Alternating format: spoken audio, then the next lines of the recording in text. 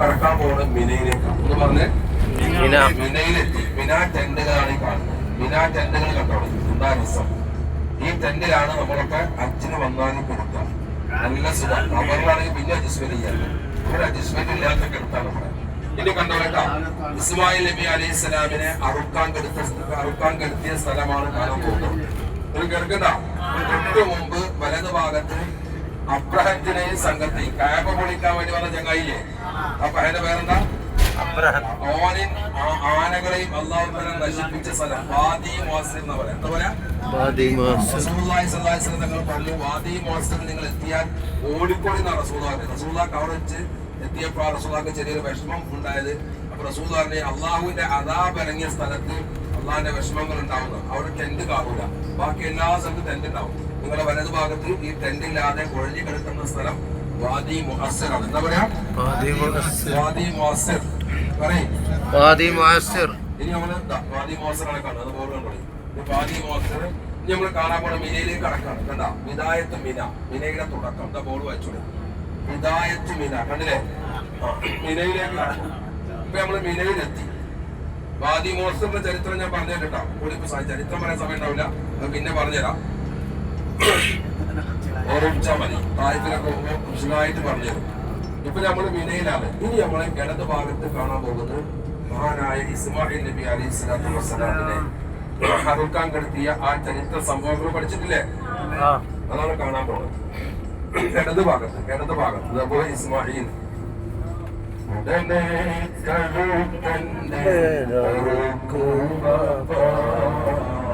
കേട്ടില്ലേ? ആ കണ്ടോളൂ, ഇടത് ഭാഗം ബസ്സമൂർത്തിനെ കാണിച്ചല്ലേ. എന്താ അങ്ങനെ കൊണ്ടാക്കുന്നുണ്ട്, അതിന് കയറാൻ പറ്റില്ല. കയറിയാൽ നേരെ ജയിലിൽ കൊണ്ടുവരും. രാജാവിന്റെ കൊണ്ടുവരാൻ അപ്പുറത്ത് പോകണം. ഇടത് ഭാഗത്തെ കണ്ടോളൂ, നീർച്ചപ്പെട്ടി പോലത്തൊരു സ്തൂപം കാണാം. ആ കണ്ണിന്റെ പോലെ അതാ ആ കാണുന്നുണ്ട്. പഴയ നീർച്ചപ്പെട്ടി അല്ല, അത് ഇസ്മായിൽ നബിയെ അറുക്കാൻ കെടുത്തിയ സ്ഥലം. അവിടെ വെച്ചാണ് ആ ചരിത്ര സംഭവത്തിന് സാക്ഷ്യം വഹിച്ചത്. 3 പ്രാവശ്യം പരിശ്രമിക്കുകയും അള്ളാഹു ആടിനെ ഇറക്കി കൊടുക്കുക ചെയ്ത സംഭവമില്ലേ? കണ്ടല്ലാരും കണക്കൊരു പഠിപ്പിന്റെ വണ്ടി എടുക്കുള്ളൂ. ഇടത് ഭാഗത്ത് ആ മലയുടെ മുകളിൽ കാണുന്ന ചെറിയ നേർച്ചപ്പെട്ടി പോലെ ബാക്കിലൂടെ കണ്ട എല്ലാരും കണ്ടെങ്കിലേ വണ്ടി എടുക്കും. അതാണ് ഇസ്മായിൽ നബിയെ അറുക്കാൻ കെടുത്തിയ സ്ഥലം. ഇനി നമ്മൾ കാണാൻ പോകുന്നത് മസ്ജിദുൽ ഖൈഫാണ്. എന്താ പേര്? മസ്ജിദുൽ ഖൈഫ്. എനിക്ക് ഖൗഫ് ഉണ്ടാക്കി ഹബീബ് മുഹമ്മദ് റസൂലുള്ളാഹി. മറ്റൊരു സമയത്ത് റസൂലുള്ളാഹി പറഞ്ഞു 70 അമ്പിയാക്കന്മാരെ കബറുണ്ട് അതിന്റെ ചോട്ടിലാണ്. ആരാ പറഞ്ഞേ? നബി. ഒരിക്കൽ റസൂലുള്ളാഹി പറഞ്ഞു 700 അമ്പിയാക്കന്മാർ നിസ്കരിച്ച സ്ഥലമാണ്. എത്ര? അത്രയും പൗരുഷമുള്ള സ്ഥലം. 700 അമ്പിയാക്കന്മാർ നിസ്കരിച്ചു. 70 അമ്പിയാക്കന്മാരെ കബറുണ്ടെന്ന് പറയപ്പെടുന്ന പരിശുദ്ധമായ മസ്ജിദുൽ ഖൈഫ. ഇപ്പോൾ നമുക്ക് കയറി നിസ്കരിക്കാൻ പറ്റൂല, നമ്മളെ ഗ്രൂപ്പിന്റെ കുഴപ്പമില്ല. ഹജ്ജിന് മാത്രമേ അത് തുറക്കൂ. ഹജ്ജിന്റെ സമയത്ത് ആ 7 ദിവസം തുറന്നു തരും. അത് കഴിഞ്ഞാൽ നടക്കും. പിന്നെ അവർ ഉദ്യോഗസ്ഥന്മാർ മാത്രം ലോകാസുരം നിസ്കരിക്കുള്ളൂ. ആ പള്ളിയാണ് മസ്ജിദുൽ ഖൈഫ്. അവിടെ പൈര് കെട്ടിണ്ടാവും. ഈ 2 സൈഡിലും കാണുന്ന ജംറയാണ് കേട്ടാ. സോറി, മിന ടെന്റുകളാണ്. ഷെയ്ത്താനെ കല്ലെറിയുന്ന ജംറ കേട്ടിട്ടുണ്ടാ? നമ്മൾ ഓതുകൊടുക്കാൻ വേണ്ടി നിർത്തിയ സ്ഥലത്തിന്റെ പേരെന്താണ്? മുസ്ദലിഫ. എന്താണ്? മദീനയിൽ വെച്ചിട്ട് പരീക്ഷ ഉണ്ടാവും. അപ്പൊ ഈ കളിയൊക്കെ മാറും. ചോദ്യത്തിനൊക്കെ ഉണ്ടാവും, പരീക്ഷ ഒക്കെ ഉണ്ടാവും. ഓരോ ഓർമ്മ ഉണ്ടാക്കി. ഷെയ്ത്താനെ കല്ലെറിയുന്ന സ്ഥലത്തിന്റെ പേരെന്താണ്? ജംറ. എന്താ പറയാ? അതാണ് കാണാൻ പോണം. അതിന്റെ മുമ്പ് നമ്മൾ കാണുന്ന ആ പച്ച വിനാരമാണ് നേരത്തെ പറഞ്ഞ മസ്ജിദുൽ ഖൈഫ്. 700 അമ്പിയാക്കന്മാർ നിസ്കരിച്ച, നമ്മുടെ മുത്തുനബി നിസ്കരിക്കുകയും റസൂലുള്ളാഹി കുറേ നേരം ദ്വാരക്കുകയും ചെയ്ത പള്ളിയാണ് മസ്ജിദുൽ ഖൈഫ്. ആ പള്ളിയാണ് നിങ്ങൾ ഇടത് ഭാഗത്ത് കാണുന്നത്.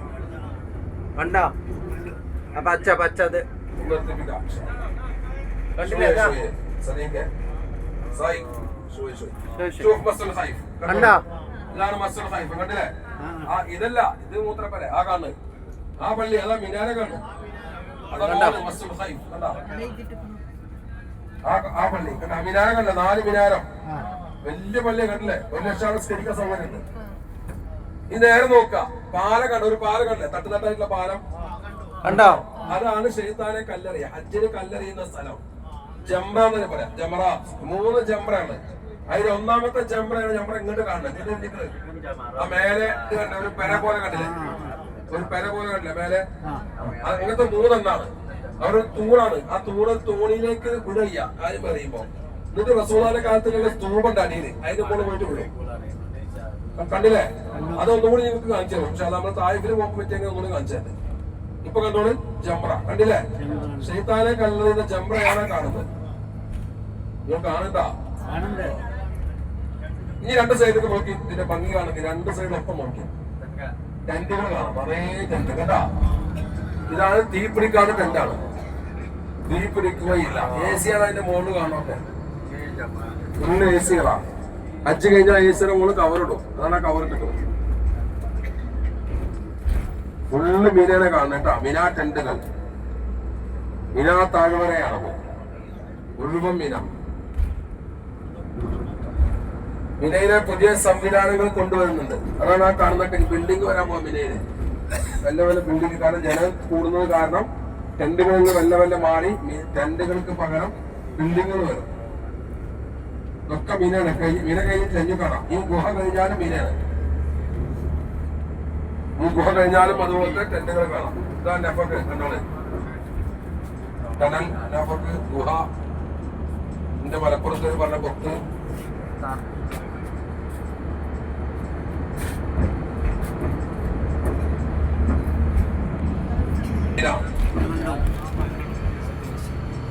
മിനാ ടെന്റുകൾ തിരിച്ചു ചോദിക്കാം. ബസ്സൊക്കെ നിർത്തിയിട്ട് ഇപ്പോഴൊക്കെ ഇറങ്ങിയിട്ട് നമ്മൾ കണ്ടുകൂടാനുള്ള ചോദ്യം ചില ആളുകളെ മനസ്സിൽ ഇരിക്കുന്നുണ്ട്. എനിക്ക് മനസ്സിലായി. പക്ഷെ എന്താ ചെയ്യാ നോക്കി വെയിലടിക്കാം പോലീസ്. കാരണം ഹജ്ജ് കഴിഞ്ഞാൽ പിന്നെ എല്ലാവർക്കും പ്രവേശനമില്ല. അതുകൊണ്ടായിട്ട് ഇറങ്ങി കാണാൻ കണ്ടോളി. മൊത്തം വെയിലടി കണ്ടേ? കമ്പേരി കണ്ടില്ലേ? വെയില് കണ്ടില്ലേ? അത് നമ്മളെ കയറാതിരിക്കാൻ ഹജ്ജിന് മാത്രമേ കണ്ടല്ലോ. അൽഹംദുലില്ലാ. ഹജ്ജിനായി വരാൻ ജിഹറാനയിലേക്കാണ് നമ്മുടെ യാത്ര. അതിന് മുമ്പ് നിങ്ങൾക്ക് ഒരു ബോർഡ് കാണിച്ചു തരാം. ആ ബോർഡ് ഒന്ന് ഫോട്ടോ കൊടുക്കാം. അവരൊട്ടുമ്പോ നിൽക്കണ്ട. ഒരു സംവിധാനം അവര് ഒരു സമയത്ത് വെള്ളക്ഷാമം ഉണ്ടാവുന്നുള്ള നമ്മുടെ റഹ്മത്തുള്ള ഖാസിമി പറയുന്നില്ല പ്രസംഗത്തില് ആ സംഭവം. അപ്പൊ തന്നെ സൂക്ഷിക്കാനുള്ളതാണെന്ന് അഭിപ്രായമുണ്ട്. അതല്ല, ഇവിടെ മക്കയിൽ ഒരു ഉമർഖാദി ജീവിച്ചിരുന്നു.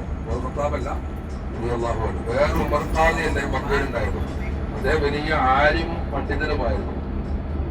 ആ താമസിച്ച ഒരു സ്ഥലമാണ് ജിഹറാന.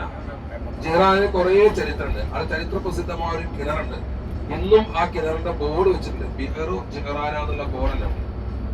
താരിഖ് മക്കയില് ആ കിണറിന്റെ ചരിത്രം വ്യക്തമായി എഴുതിയിട്ടുണ്ട്. വലത് ഭാഗത്ത് വണ്ടിയിൽ നോക്കണം. ഇഷ്ടംപോലെ ആടുകള്. ആട് നമ്മളവിടുത്തെ ആടിന് 4 കാലം ഉണ്ടാവാം. കണ്ടില്ലേ? നമ്മുടെ നാട്ടിൽ 4 കാലല്ലേ ആടിന്? ഇവിടെ 2 സല്ലമ തങ്ങൾ ഉംറക്ക് ഇഹ്റാം ചെയ്ത പരിശുദ്ധ മീഖാത്താണ് ജിഹറാന. റസൂലുള്ളാഹി ഉംറക്ക് ഇഹ്റാം ചെയ്തു. റസൂലുള്ളാഹിന്റെ 2 മുഅ്ജിസത്ത് പ്രത്യക്ഷപ്പെട്ട സ്ഥലം. കല്ലുകൾക്കിടയിൽ നിന്ന് വെള്ളം പുറപ്പെട്ടത് പ്രസിദ്ധമായത് ഒന്ന് ഹുദൈബിയയിലാണ്. അതേപോലത്തെ താരീഖിൽ പറയുന്നത് ഒന്ന് ജിഹറാനയിൽ ഉണ്ടായിട്ടുണ്ട്. ഒന്ന് വായിച്ചോളെ. ഷാരി ഉമർ ഖാദി. കണ്ടില്ലേ? ഉമർ ഖാദിയുടെ പേരിലുള്ള ബോർഡ്. ഉമർ ഖാദിയുടെ പേരിലുള്ള ഇവിടെ തന്നെ ഉണ്ട് എന്നുള്ളതാണ്.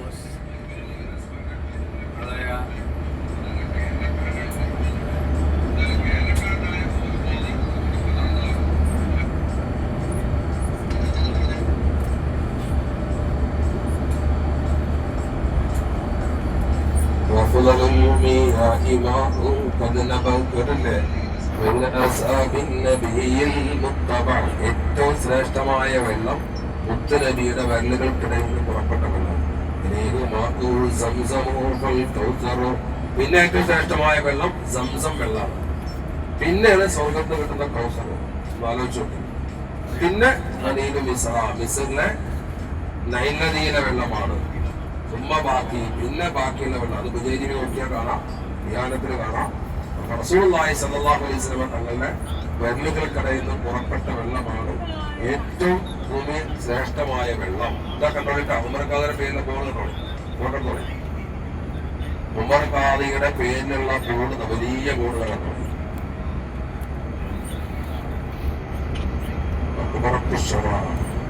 ഇവരുടെ ഷറായ മക്ബറയും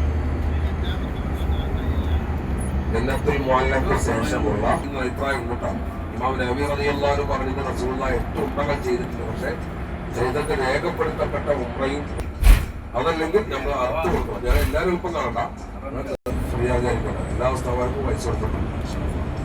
നിങ്ങൾ വരുന്ന പൈസയിൽ കിട്ടുന്ന ചെറിയ ഒരു ലാഭമാണ് ഉണ്ടാവുക. ആൾക്കാർ ഭയങ്കര ലാഭമാണെന്ന് വിചാരിച്ചിട്ടുണ്ടാവും. നിങ്ങൾ 85 രൂപ തികച്ച് തന്നാൽ, പൂർണ്ണമായി 85 തന്നാൽ ഞങ്ങൾക്ക് ആകെ കിട്ടുക ഒരു തടസ്സങ്ങളില്ലാതെ എല്ലാ കാര്യവും എളുപ്പമാവാൻ നിങ്ങൾ ഒറ്റയ്ക്കുള്ള നിസ്കാരങ്ങൾക്ക് ശേഷം സംഭാവന വഹിക്കാനെല്ലാം പറഞ്ഞത് നമ്മൾ ഗ്രൂപ്പിൽ പിരിക്കാറില്ല.